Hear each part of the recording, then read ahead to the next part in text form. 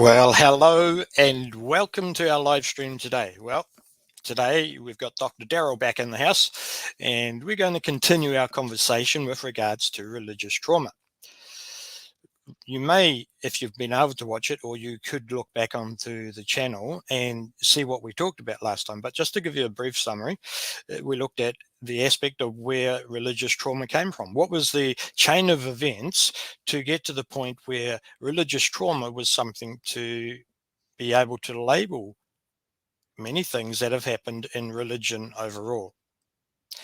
We also looked at some practical things that ones can do. Well, today we're going to get Darrel to come back and have a chat with us to look at the different things that we can do. Good morning, good afternoon, Darrel. Well, good afternoon here. Yeah, it's 12:01, right afternoon, so it's afternoon, barely. Barely. You're Wednesday, I'm Thursday, 7:01 then. You were in the future. Please send me the winning lottery numbers. I wish I could, but I can't. I don't think our lotteries are as big as your guys, but anyway. I don't care. I would take any winning lottery numbers right now. Alrighty, religious trauma. We looked at those things briefly. We looked at it where it came from, and it was quite clear that it doesn't matter whether it's a high control religious organization or a low control religious organization, it's trauma. Yeah. Right. And it can come at you later in life, even though you don't think you're infected sometimes. Yeah. So tell us, what are some of the practical things we can actually do? Well, there's actually quite a bit that we can do. The main thing, of course, is number one, recognizing what did religion do to you. I actually just gave a talk Monday night. You could, your listeners could go look at it, where I talked about recovering your sexual identity and sexuality after religion. And I actually go through some very specific things that people can do. Okay. And I know we're not here to talk specifically about sex or sexuality, but one thing religion does to us is it tells us that our bodies are bad. Yes. Our natural desires are bad.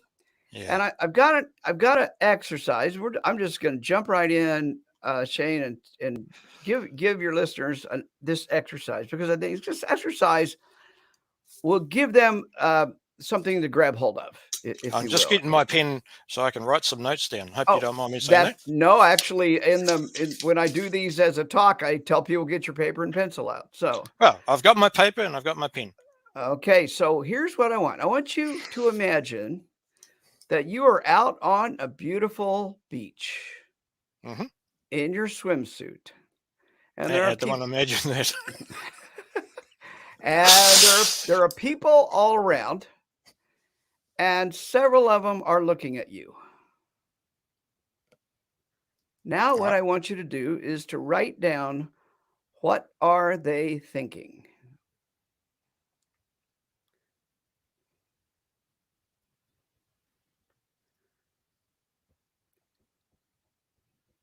You want me to write these down? Okay.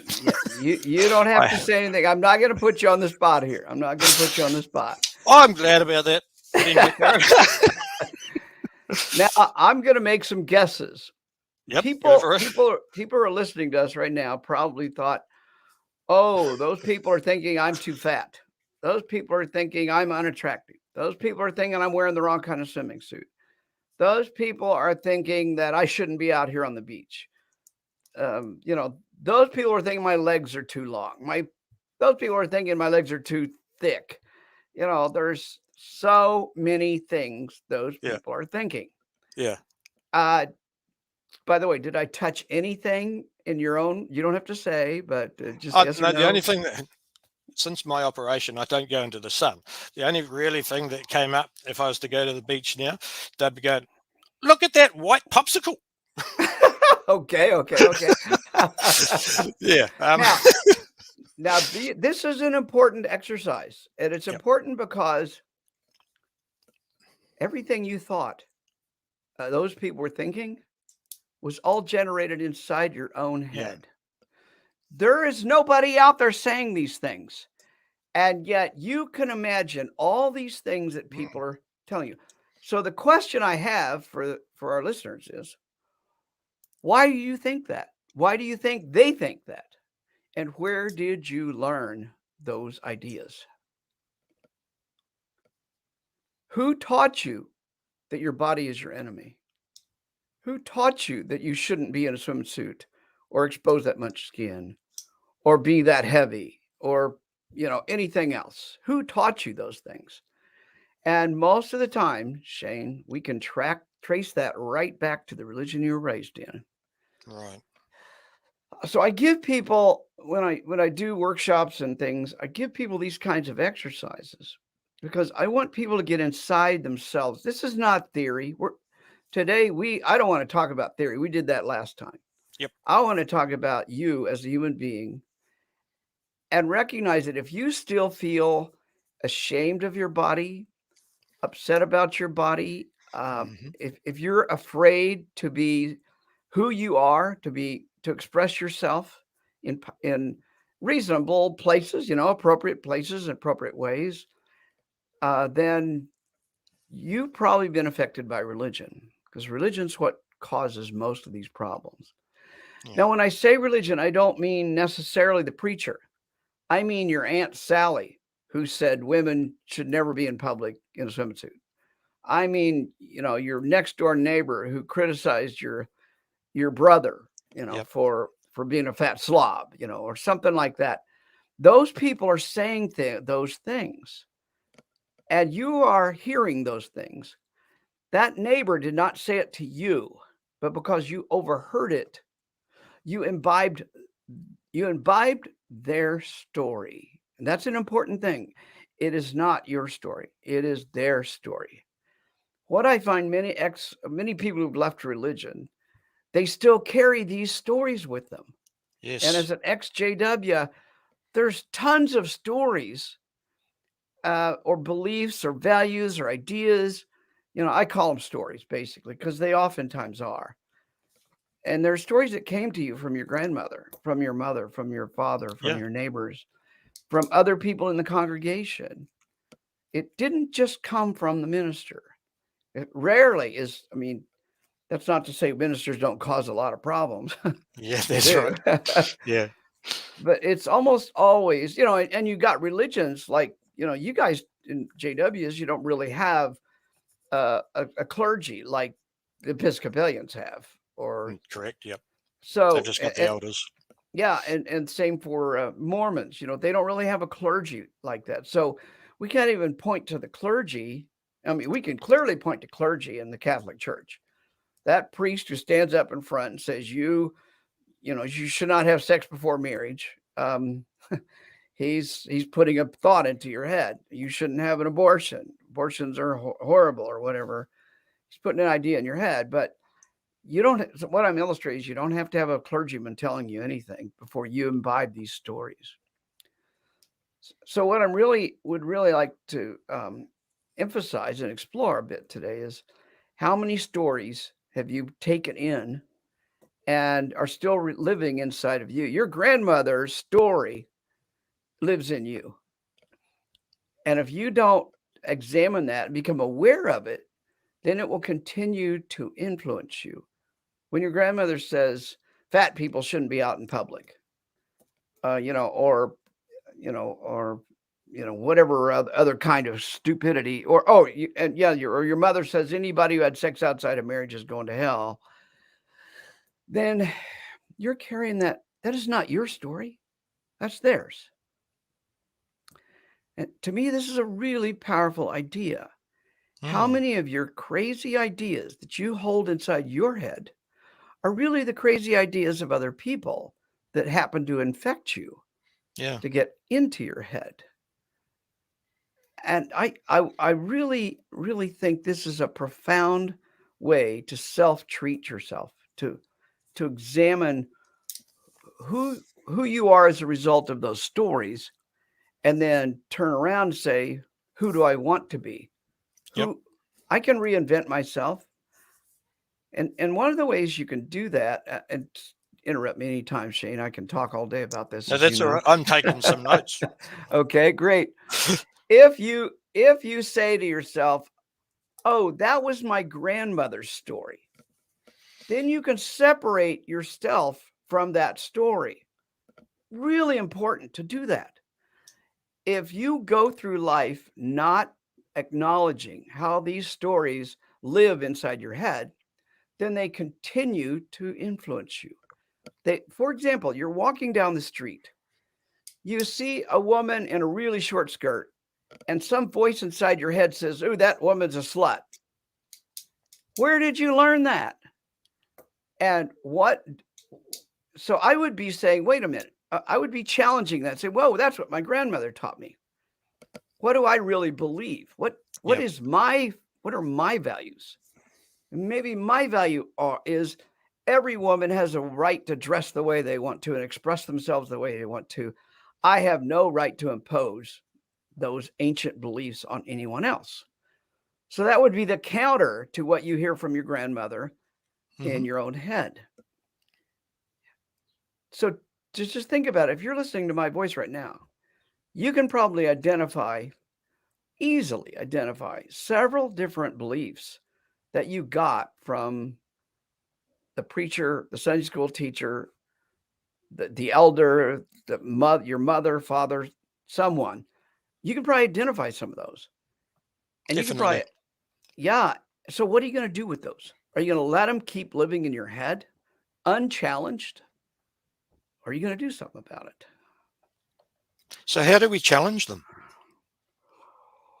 Is it just by asking questions, or? Yes. That's a good way to do it. But let's say that the first step, you can't challenge something you don't know exists. So the first step is identifying what these judgments are.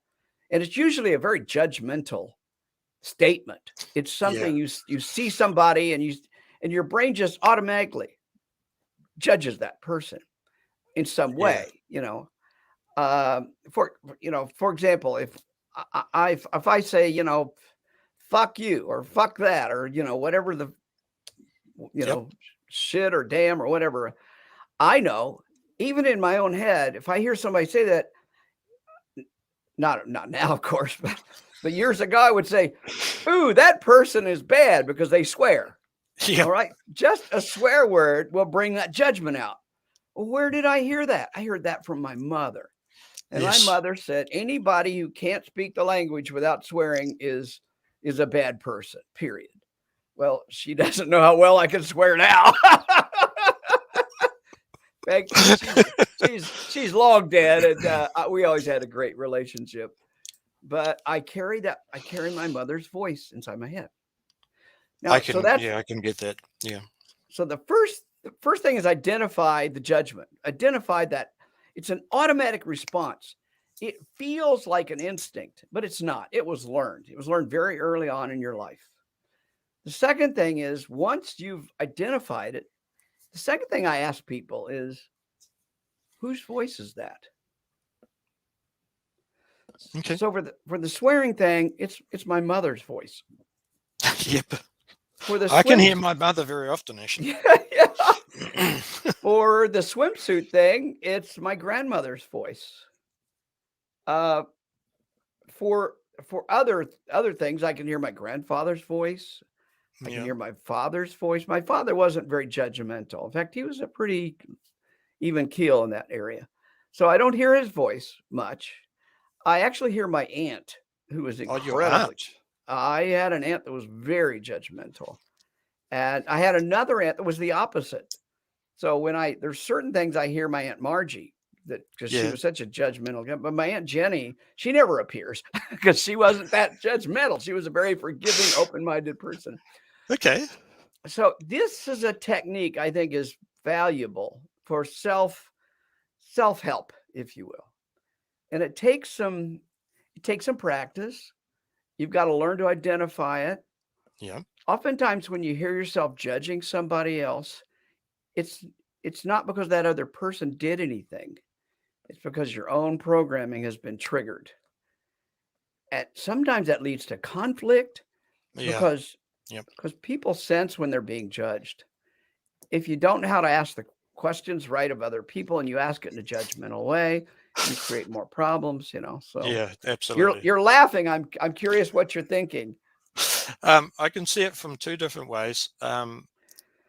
Within my business, I deal with a lot of people, and obviously my jaded upbringing. I'm nowhere near as judgmental as I once was, but every now and again something does pop up, and like you said, you hear the voices, and I can think of several times my mother, my grandmother, my aunties, definitely my father, because he was quite judgmental. But you're right, if you say, you've got to find the right words to be able to get a point across. Otherwise somebody's going to take the fence, the gate, the property, and really react badly. Yeah.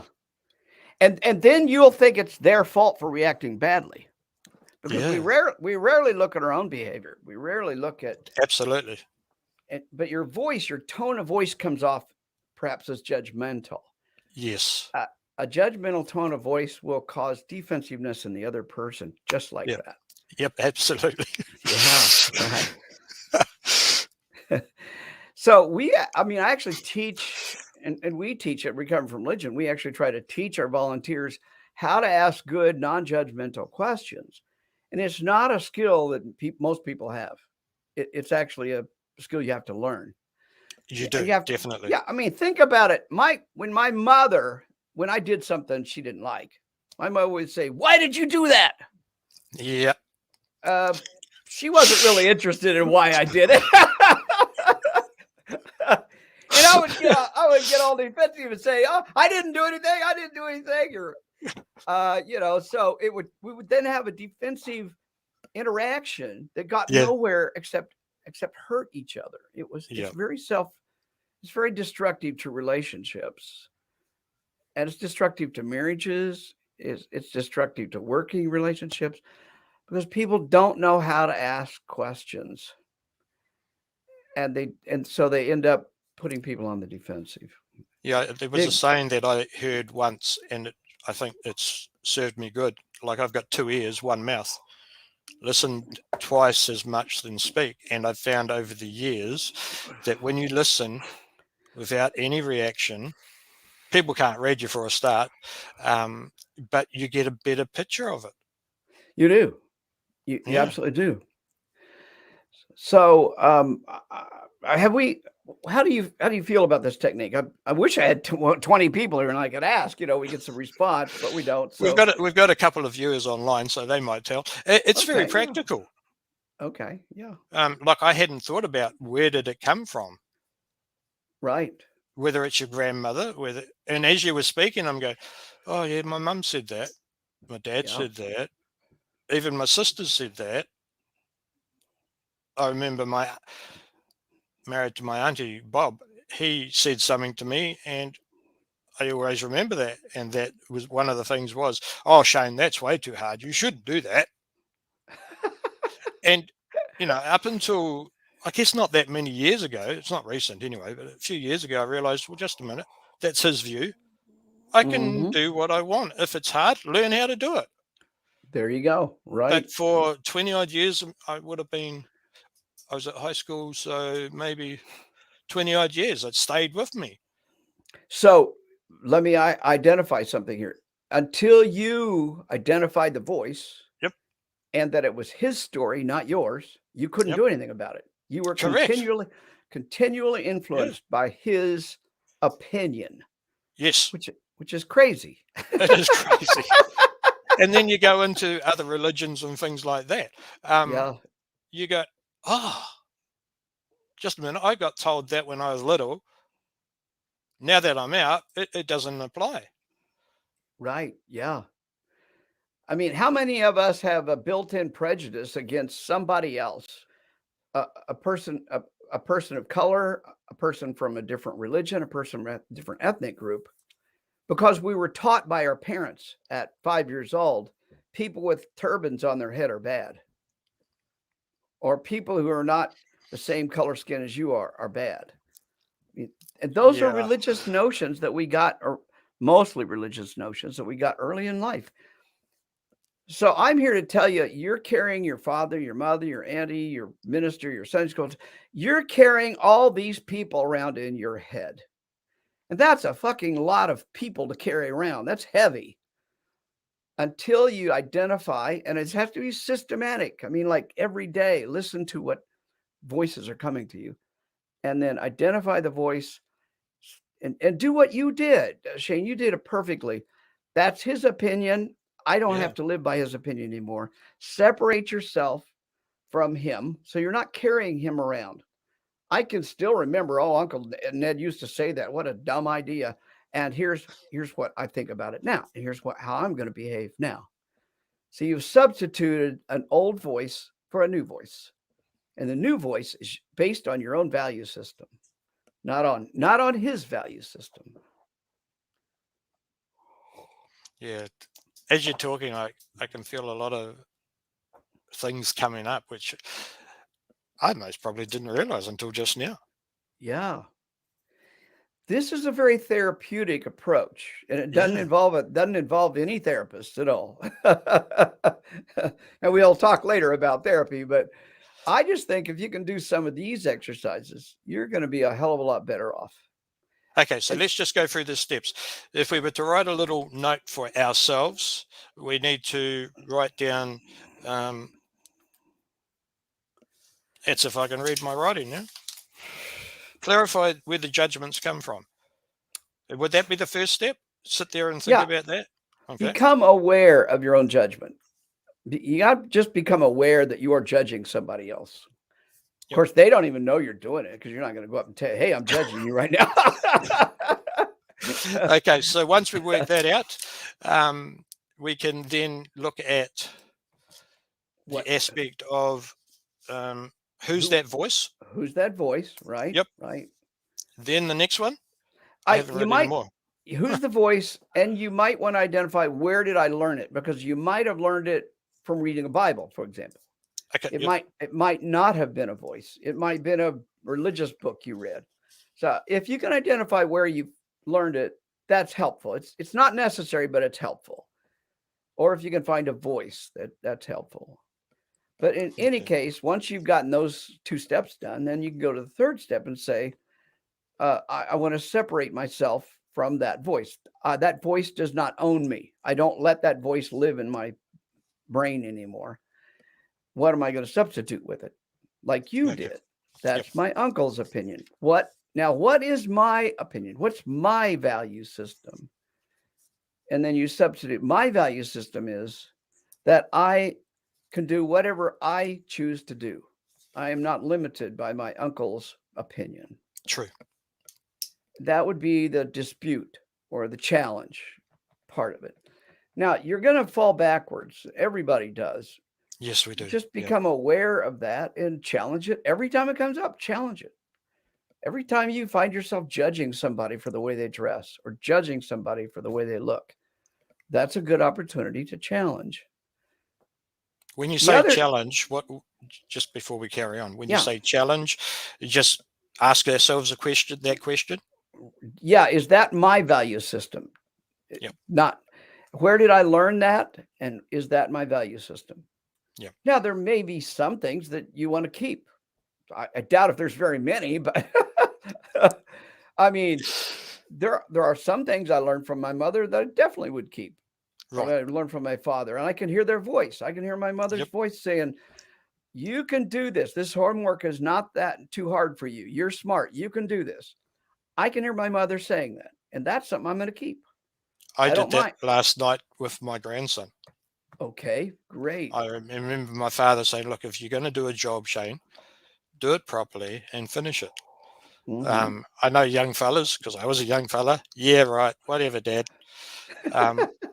And I just reinforced it with him last night. It was just a little tiny job and said, come on, boy, before you carry on watching this, we've got to finish this job. Yeah. And we went out inside and finished it. Great. So, there are some good things. By the way, grandkids listen to their grandparents a lot better than they listen to their parents. So you, yes, I've noticed that. After his mum came to pick him up, I didn't realize he wasn't listening. But anyway, he listened to me fine. Yeah, well, there's intergenerational conflicts, and they're much stronger between parent and child than they are between grandparent and child. That doesn't mean there can't be conflicts, but most children are much more receptive to their grandparents' coaching if it's done in a non-judgmental way and a Yeah. positive, supportive way, as you did with your grandson. Yeah. That's great. I love hearing that. I Okay, will. so Yeah. can we just go back? Just one thing. If it's the religion thing that we've learned, and it's no longer our value that we believe anything, or we might believe one or two things that we learned from being a J-Dub, being a Catholic, being whatever religion. What would the steps be? The questions be to help us work out whether it's our value system?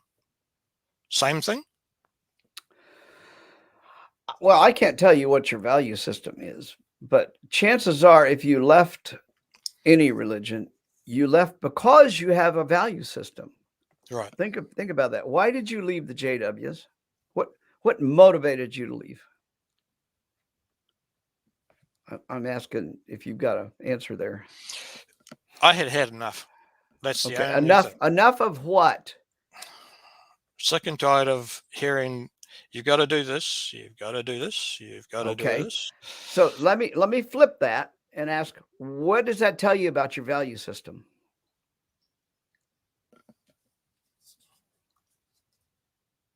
Then or now? Because I can't remember back then. Well, there was something that just grated against your skin from the way that it was working. Well, that grating is a great clue as to what your value system is. What made you rebel against that control? Do you have a belief about freedom? A belief about autonomy, about selfhood? I do now, but back then I don't know. I'm guessing you did. It may not have been as well developed. It's Yeah. well developed now, but back then it was still here, but it was enough to motivate you.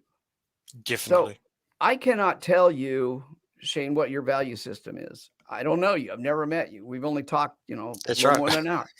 But what I can say is look for the hints of what your value system is in what irritates you. Yep. I mean, I'll just be honest. In the United States, Donald Trump irritated the hell out of me. I don't think you're the only one.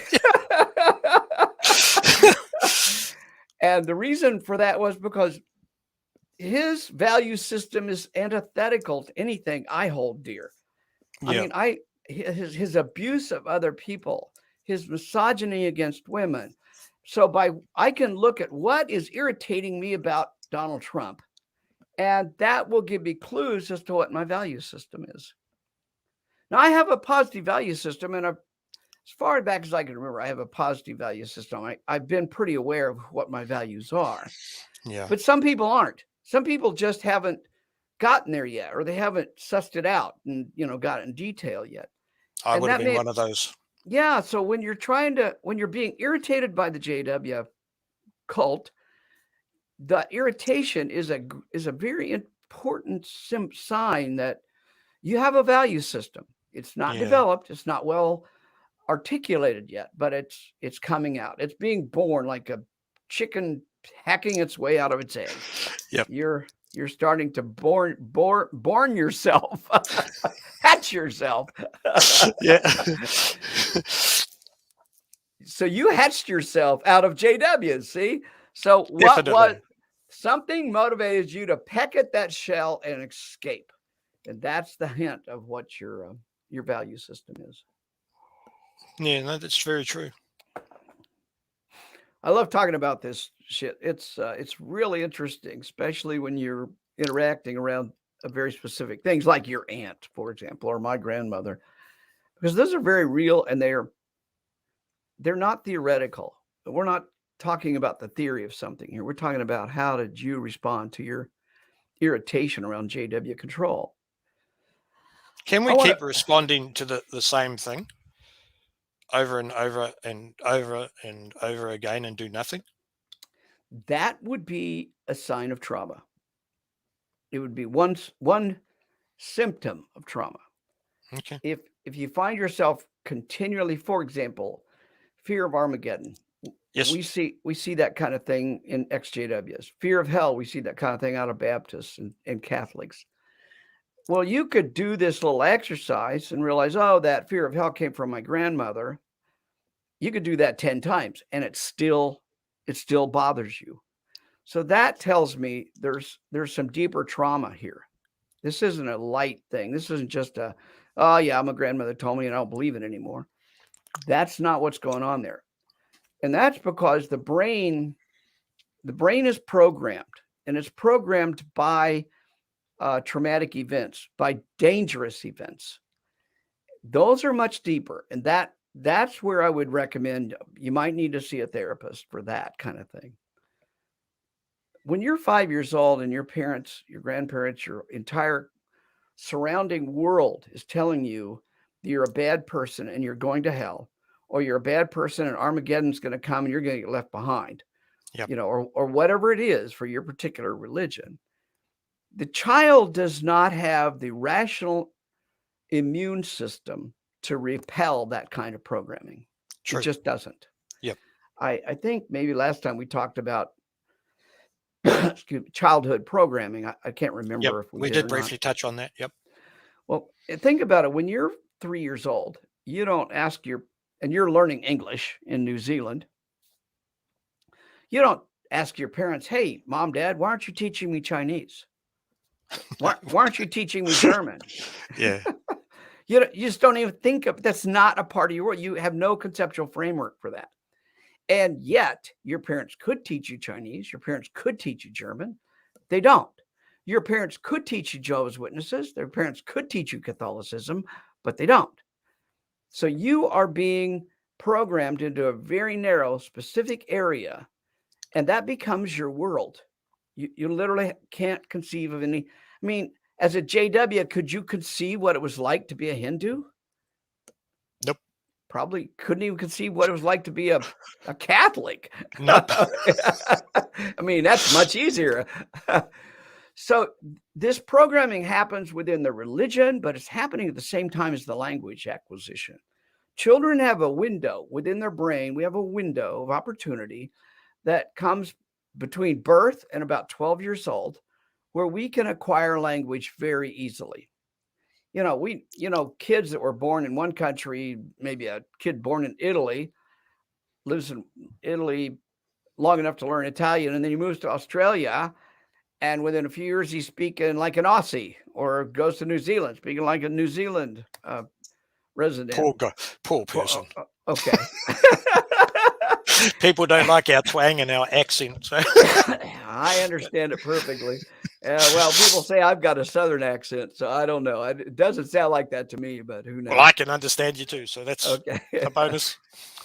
So you're acquiring your language skills and your religion at the same time. And these things get mixed up because religion has a language.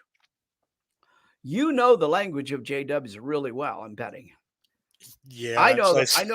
I know the language of Protestant Christianity very well. Yeah. I've had to learn the language of Catholics or learn the language of Buddhists. Those didn't come with me when I was, and it's much harder to acquire a new language after about 12 years old.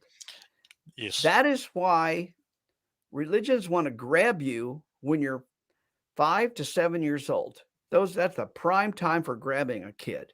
Because if you can program them deeply enough at that stage, the Jesuits used to say, give me the boy till 7, I will give you the man.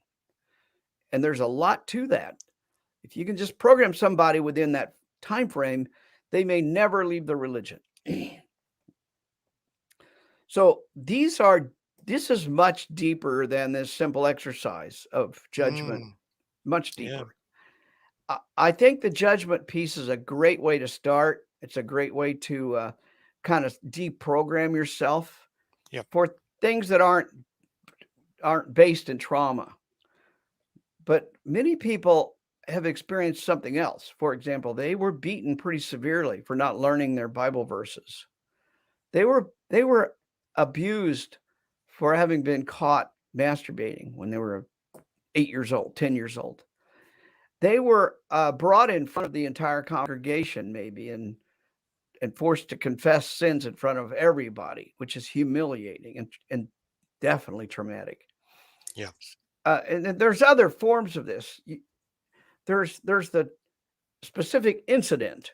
I just heard recently, I've heard this several times, of a girl being brought in front of the congregation, forced to confess that she had sex before marriage. That would be a single incident that is absolutely traumatizing. However, what if you were raised in a family, and instead of you getting pregnant or having sex before marriage, you heard every day how terrible other people were who did X, Y, or Z things? Yeah. That has a cumulative effect where it builds and builds and builds. Now, when you get to be an adult, let's say you were told sex is dirty, Yep. and sex is like, what was that comedian says? Sex is horrible and dirty, and you should save it for someone you love. I mean, that's what the Southern Baptists tell you, that sex is horrible and dirty, but you shouldn't have it till you're married. Yeah, J-Dub said the same sort of thing. Yeah, and then it suddenly becomes wonderful. Well, that's not the way the brain works.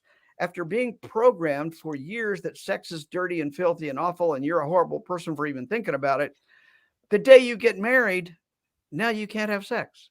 The day you get married, you're afraid to even take your clothes off.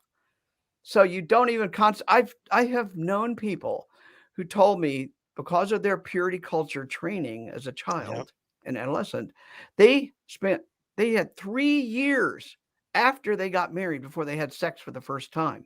3 fucking years without fucking. That's pretty bad. I can't even imagine, but no. it's pretty crazy.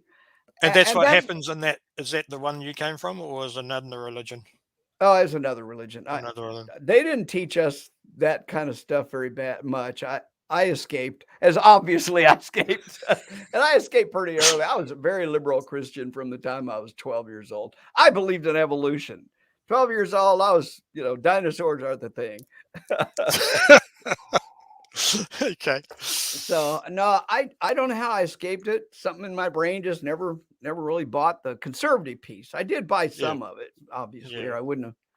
I stayed religious or semi-religious until my early 30s, and I'm 71 now. So I knew it pretty well. In fact, I preached. I went to seminary. I got my master's degree was at Garrett College for Christian Workers in Nashville, Tennessee. And after that, I did have occasion to preach. But usually I never got asked to preach at the same place twice. Because my sermons were way too liberal. I could preach an entire sermon without mentioning Jesus. Well, that's terrible. Okay, so I want to move on. I wanted to move on to another area, because I know we're limited at time, and that is back to the story thing. One way to dispute or challenge this is to realize what my mother told me was coming from her trauma. What my uncle told me, what my minister told me, was probably coming from the trauma they experienced, being raised in the ideology of that cult or of that religion. So I think it's another thing to help understand that people within a religion, there's a lot of them, especially the ones that are most active, most vociferous, most judgmental. Yeah. That's usually a sign they themselves were traumatized. Yeah. Why was my aunt so crazily judgmental about any woman who dressed under her standards? Why was she like that? Probably because I know my grandmother, which would have been her mother, was just as judgmental. And she was an orphan. She was abandoned as a child. She was adopted by an incredibly fundamentalist religious family, and probably was subjected to some pretty nasty ideas. And then she programmed my aunt with those ideas. So I can forgive my aunt. I can separate myself from my aunt's trauma. I do not want to carry my aunt's trauma inside of me. Yep. I think that's a piece of profound insight to look at other people who may have mistreated you, were judgmental to you, who taught you bad ideas, and realize They're speaking from their trauma. Yeah. To me, that's very liberating. I don't no longer I can say, wow, I'm sorry, Aunt Margie, that you had to go through that. I'm sorry, Grandma Bertha, that was my grandmother, that you were abandoned by your father and mother when you were a child, that you were raised by these fundamentalists who were probably good and kind people, but they were fundamentalists and they were probably traumatized themselves. So Mm-hmm. you see this generational traumas being perpetuated down through the generations. It's insidious the way we perpetuate trauma, and religion perpetuate it very efficiently. Yeah. That's the genius of religion is it perpetuates itself through the trauma it caused in its followers. Yeah. And I would almost put that up as a quote. Religion perpetuates itself through the trauma it causes in its followers. Remember that quote and I can use go it back there. and hear it again. Religion perpetuates itself through the trauma it causes in its followers. And you can just look at the poor JWs that you left. How many of them suffered daily from some of the crazy ideas And they and still do. the trauma that religion caused? So that was the second major piece I wanted to explore. The third thing I want to explore is, how do you find a good therapist and why do you need a therapist? Yeah, absolutely. Yeah. Because the So, J-dubs were always told, go to the elders. You don't need to go to therapy. yeah, well, those elders were themselves traumatized, weren't they? Yeah, no training, no nothing. Do you want somebody who's unaware of their own trauma to be helping you deal with yours? Mm, One of the best signs of trauma is that you keep coming back. You keep hitting your head against a brick wall. You keep thinking, "Oh, I can do this by myself." And yet yep, every time you do it, you suffer. I don't know what the issues would be. There's a wide variety of issues it could be, true. but let's just say marital sex. You have the hardest time enjoying marital sex. You have the hardest time talking about sex with your partner. Well, if you year after year, you simply are frustrated, you can't communicate with your partner, you feel judged or you're judging them, there's any number of things that could be happening there, then that's probably a sign that religion fucked up your brain around sex. And you probably need to go get somebody to help you separate that, sort it out. Mm, mm, And the therapist may use some exercises, not unlike what we've already talked about, but much more detailed and under supervision. Here's the deal. We are really bad at self-help. I mean, look at the millions of self-help books that are out there. yep. And none of them help anybody.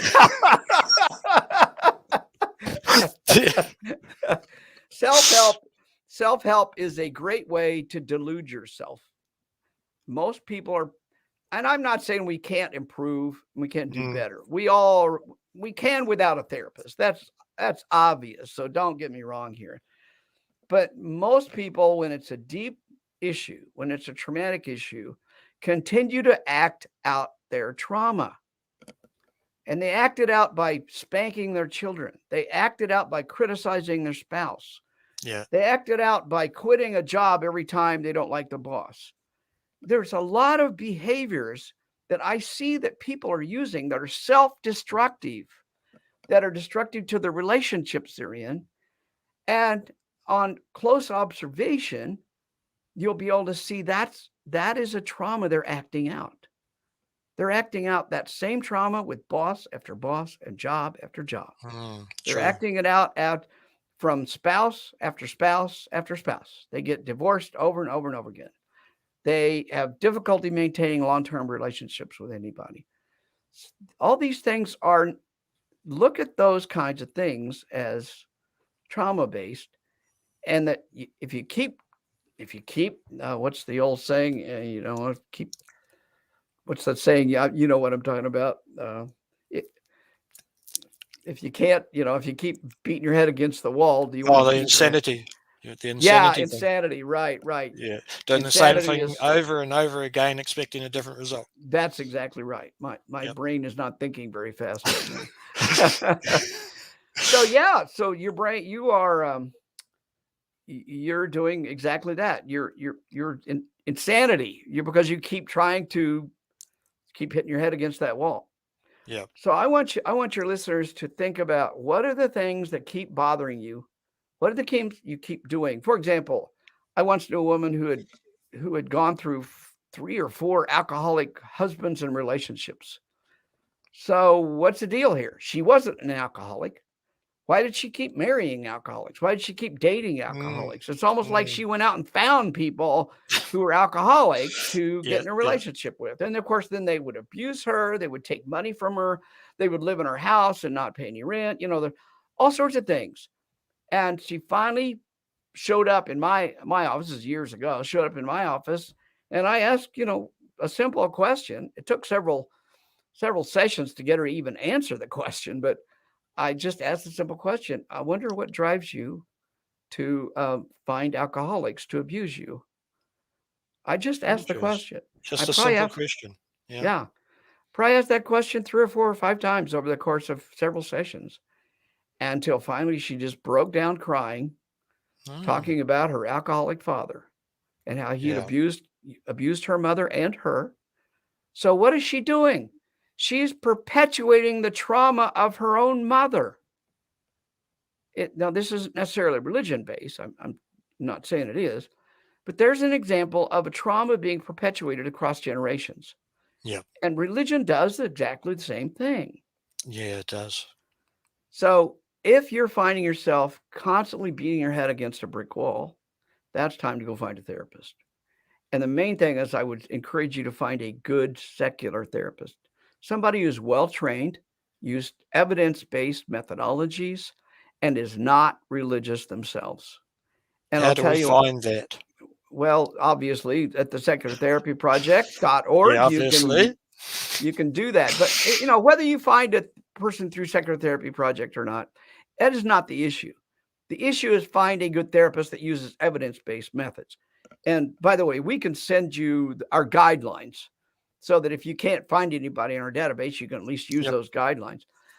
But first thing I'm going to do when I walk into a therapist, I'm going to tell them I'm an atheist. I'm secular. I don't want any religion bullshit in my therapy. And Yep. if you can't do that, then I'll need to find another therapist. You might also look at what modalities they use. Are they cognitive behavioral therapy? They focused on that. Do they teach and use mindfulness, for Mhm. example? And maybe EMDR. EMDR is a little bit controversial, but it's got some validity to it. And there's some other treatments. If you decide you think you've got real trauma, my advice is don't self-diagnose. You are the last person that should be diagnosing. But that doesn't mean you can't kind of look at yourself and say, I think I may have a problem here. Let me go get some help. Let me go get a real diagnosis. That's fine. Yeah. Then Yeah. you're going to somebody who's trained to ask the right questions. You might get online and take a little test. It's very quick. I mean, literally take you 5 minutes, called the ACE test, the Yep. Adverse Childhood Experiences. I think I mentioned that last time, maybe. You did. Definitely. Take that little test. And if you score high enough, there's a pretty good chance you are still suffering from some childhood trauma. And that would be a good sign to go find somebody who's trauma trained, a therapist who knows how to work with trauma, and realize this is not a short thing. It's probably going to be 6-10 sessions and to get through. Now, the beauty and the wonderful thing that's happening in the last 10 years is we have some incredibly effective trauma therapy methods that have shortened the time, dramatically shortened the time it takes to deal with serious trauma. Okay. I'm not making any promises here. No, I can't, obviously, Yeah. because I Yeah. have no idea who your therapist is or how well trained they are. But for example, there's the exposure therapy is one of the key therapies for trauma, and it's a supervised, gentle way to help you expose yourself to the trauma and then deal with it in increments. There's even Okay. one technique that's been been validated in only 6 sessions. It's called the WET model, written exposure therapy. I'm sorry.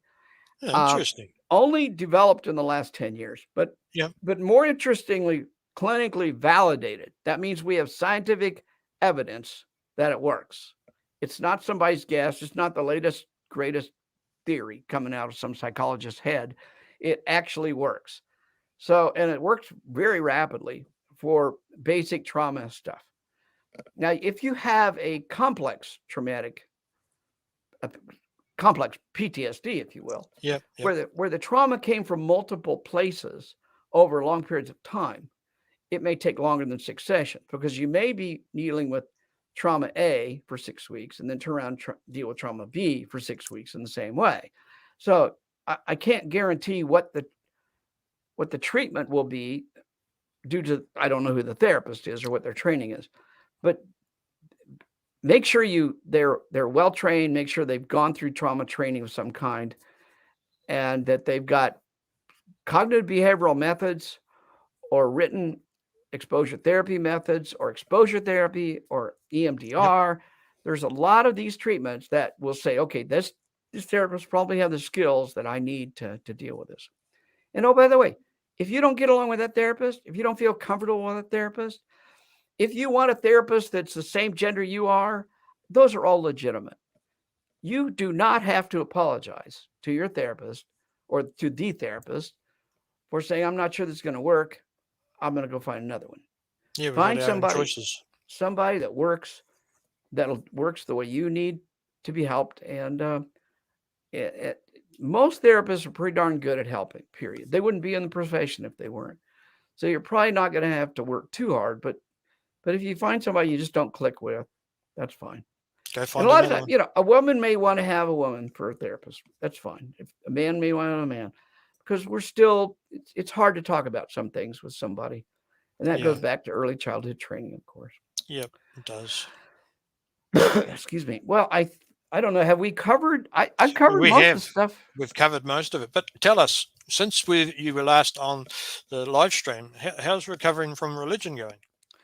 Awesome. We are just expanding right and left, and we've got over 300. I lose counts of over 300 volunteers volunteering in some way, shape, or form right now. We really expanded our support group efforts where you can sit in a small group face to face, except during COVID. We've transitioned to online, but you can get online and you can join a support group in Australia, in Mexico City. You can a support group that speaks Spanish. You can join a support group out of New Jersey. I mean, there's support groups. I think we have 65 support groups now. Oh, wow. That's good. And we have volunteers answering our phone lines and our hotlines that cover over 16 time zones on the planet too. And it could be more. I don't know. So things are really, really developing. One thing that's coming up soon is we're going to be doing a big fundraiser. And I would like to invite you to help us on that, Shane, if you would. We're going to be doing a big fundraiser in February. We don't have the date yet. And we'll have a button on our website. Ethan Michaels, who is a podcaster who has really supported us, and he helped us do a fundraiser last year. He's going to be doing a series of 4 or 5 hours of fundraising for us in February. And we're looking to YouTubers, we're looking to podcasters, we're looking for bloggers to help get the word out that we're fundraising. We've got a big goal this year. We raised $9,000 last year. We want to raise at least $10,000 US and as our basic goal, and 15,000 for our stretch goal. And what that money does is it helps us expand. It helps us offer more services. It helps, for example, it helps me to get on a plane and go somewhere like England or like Australia, which I will be doing in the soon, and doing speaking tours and raising awareness. Maybe I need to get to New Zealand too. I don't know. And let people know what we can do for them. And all of our services are free. You don't pay a dime for our services.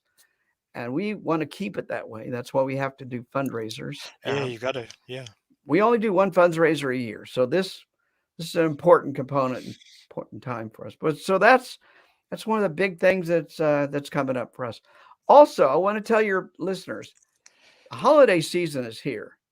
Yep. Christmas is coming, and Yes, it causes all sorts of problems. it does. Going to Christmas dinner with your family, and you don't want to do that. Of course, JWs don't celebrate Christmas, so you don't have to worry there. Well, if they're J-dubs, we don't get to see them anyway for a normal dinner. No, yeah, that's true with or without them. But if you need help, please call in. We have a direct phone line from Australia, and I think we got one from New Zealand. But either way, you can chat in no matter where you are on the planet. And we can give you resources for dealing with family who are still religious, who are judgmental, who don't approve of your quote lifestyle if you're gay or whatever. And we've also got a listening ear that can just listen to you and hear your Yeah. story. Yep. And very caring, and well trained volunteers. Our volunteers are not therapists, but sometimes they're damn good, almost therapeutic. So feel free to call in or chat in with us. We're here to help you, and that's all any of us want to do.